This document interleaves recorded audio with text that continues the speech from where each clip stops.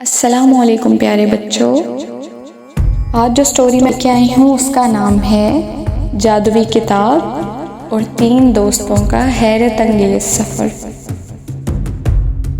بچوں، ایک چھوٹے سے گاؤں میں 3 دوست رہتے تھے، سارا، علی اور عمر۔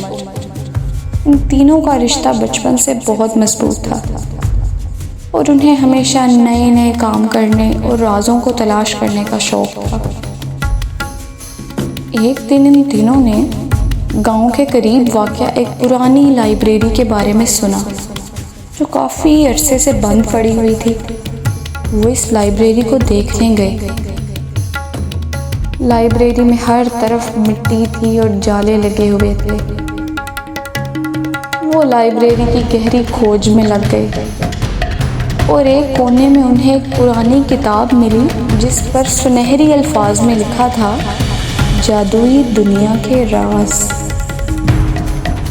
تینوں نے کتاب کو بڑی دلچسپی سے کھولا اور جیسے ہی انہوں نے پہلا صفحہ پلٹا، اچانک ایک روشنی کی چمک نے انہیں گھیر لیا۔ اس روشنی نے انہیں ایک جادوئی دنیا میں پہنچا دیا جو رنگ برنگے درختوں، چمکتے پھولوں اور عجیب و غریب چیزوں سے بھری ہوئی تھی۔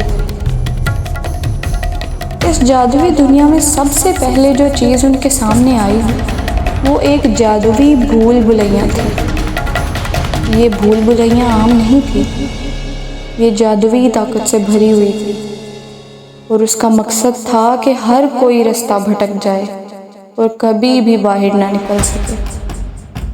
جیسے ہی وہ اس کے اندر داخل ہوئے، دیواریں حرکت کرنے لگی اور راستے بدلنے لگے۔ یہاں سارا کی عقل نے کام کیا۔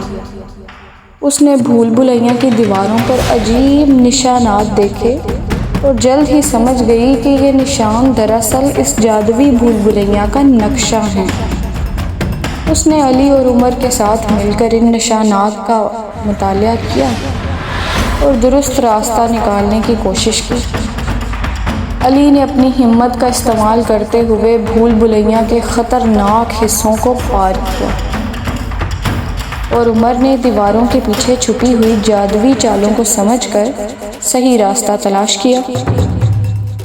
آخر کار تینوں نے اپنی عقل سے اس جادوئی بھول بھلیاں سے نکلنے میں کامیابی حاصل کی۔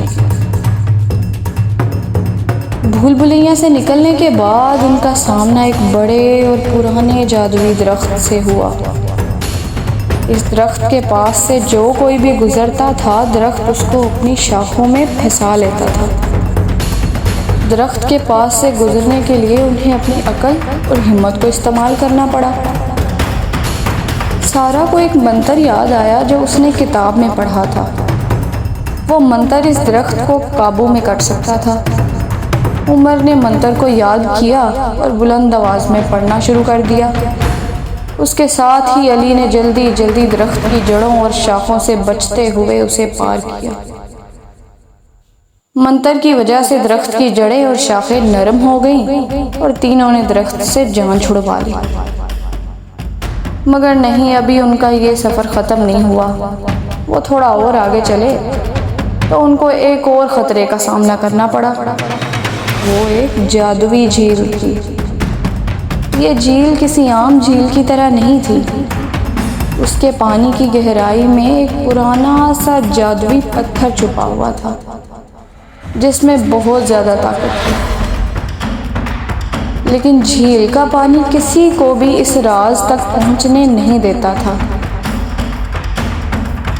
سارا نے کتاب کو غور سے پڑھا اور پتہ لگایا کہ اس جھیل کے راز کو ظاہر کرنے کے لیے انہیں ایک خاص جادوئی پتھر تلاش کرنا ہوگا جو جھیل کے قریب ایک جزیرے میں چھپا ہوا تھا۔ علی نے اپنی بہادری کے ساتھ جزیرے پر جا کر پتھر کو تلاش کیا اور عمر نے اس پتھر کو جھیل کے پانی میں ڈالا۔ جیسے ہی پتھر پانی میں گیا، جھیل کی سطح پر بہت زیادہ روشنی ہوئی اور جھیل کے نیچے چھپے راز کو ظاہر کر دیا۔